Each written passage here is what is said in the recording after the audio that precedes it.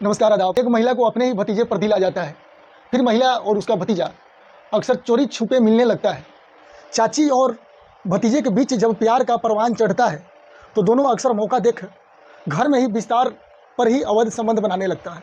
समय आगे आगे बढ़ता गया और अब दोनों एक दूसरे से बिना मिले नहीं रह पाते। दोस्तों, अक्सर मौका मिलते ही चाची के कमरे में भतीजा पहुंचता और चाची की जवान वासनाओं को पूरी करने के लिए हम बिस्तर होता।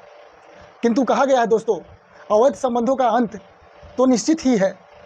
और एक दिन कुछ ऐसा होता है दोस्तों, जब चाची और भतीजा कमरे में बिना कपड़े के नग्न अवस्था में एक दूसरे के आगोश में होते हैं और संबंध बना रहे होते हैं, तभी युवक के चाचा यानी महिला के पति पहुंच जाता है और अपनी पत्नी को भतीजे के साथ बंद कमरे में नग्न अवस्था में बिस्तर पर एक दूसरे के साथ लिपटा देख लेता है। फिर हुआ कुछ ऐसा दोस्तों, जिसे सुनकर आपके पैरों तले ज़मीन खिसक जाएगी। आज की यह जो सच्ची घटना आपको बताने जा रहा हूं दोस्तों, यह उत्तर प्रदेश के मुरादाबाद ज़िले की है। दरअसल मुरादाबाद ज़िले में ठाकुर द्वार कोतवाली क्षेत्र के एक गांव में राजीव कश्यप नाम का एक व्यक्ति रहता है। वह हलवाई के कार्य करता है। दोस्तों, राजीव का शव गांव के बाहर गेहूं के खेत के पास मिलता है। घटना की जानकारी पुलिस को दी जाती है और पुलिस मामले में राजीव कुमार के भाई पदम सिंह के तहरीर पर केस दर्ज कर हर पहलुओं पर जांच शुरू करती है।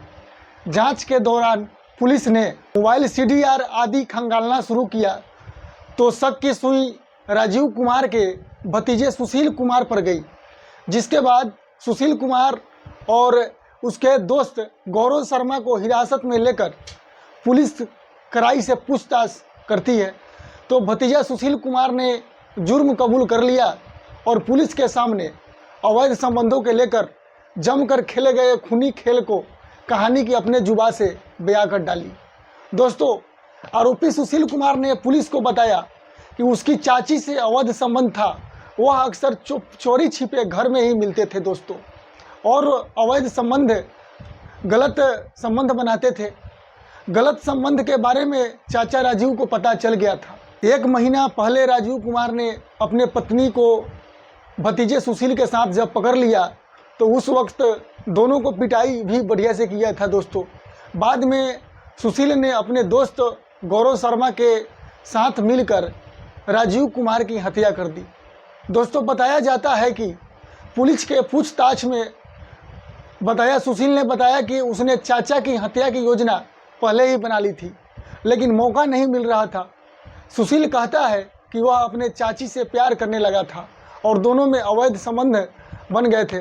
चाचा के द्वारा पिटाई से आहत होकर उसने गांव के रहने वाले एक पैथोलॉजी में काम करने वाले अपने दोस्त गौरव से मिलकर हत्या का प्लान बनाता है। 6 फरवरी 2023 को चाचा राजीव और फूफा राजेश कुमार गांव में शराब पीकर घूम रहे थे। का देख सुशील शाम करीब 7 बजे गौरव की दुकान पर पहुंचता है और कहता है कि तुम मेरे चाचा को शराब के बहाने जंगल में ले जाओ। दोस्तों, 7:30 बजे का वक्त गौरव ने कॉल करके राजीव कुमार के गांव के बाहर खेतों पर बुलाता है। गन्ने के खेत में सुशील पहले से छिपा होता है। इसके बाद गौरव ने राजीव का मुंह और गला दबा देता है और उसी दौरान सुशील ने हथौड़े से अपने चाचा के माथे पर ताबड़तोड़ वार कर देता है। घायल राजीव जमीन पर गिरता है और उसकी तुरंत मौत हो जाती है। किसी को शक न हो इसलिए चाचा की मोबाइल पास के ही एक स्कूल के पीछे ले जाकर फेंक देता है। पुलिस ने घटना का खुलासा करते हुए दोनों आरोपियों को जेल भेज दिया। दोस्तों, दरअसल किसी ने नहीं सोचा था कि जिस व्यक्ति ने भाई की हत्या के मामले में तहरीर देकर कार्रवाई की मांग की थी, वास्तव में उसी का अपना बेटा कातिल निकलेगा। दोस्तों, कहा जाता है दरअसल जो उसका था, उसका बड़े भाई यानी कि लड़का के पापा ने अपने मामले में तहरीर अपने नाम से दर्ज करवाई थी और वास्तव में उसी का अपना बेटा कातिल निकलेगा। अब यह वाक्य सुनकर हर कोई दंग रह गया। दोस्तों, इस कहानी का सुनाने का उद्देश्य किसी को परेशान करना नहीं है दोस्तों, किसी का दिल दुखाना नहीं है, बल्कि आपको सचेत करना है। आपको बताना है कि वास्तव में गलत संबंधों का जो अंत होता है दोस्तों, वह बेहद ही खतरनाक होता है।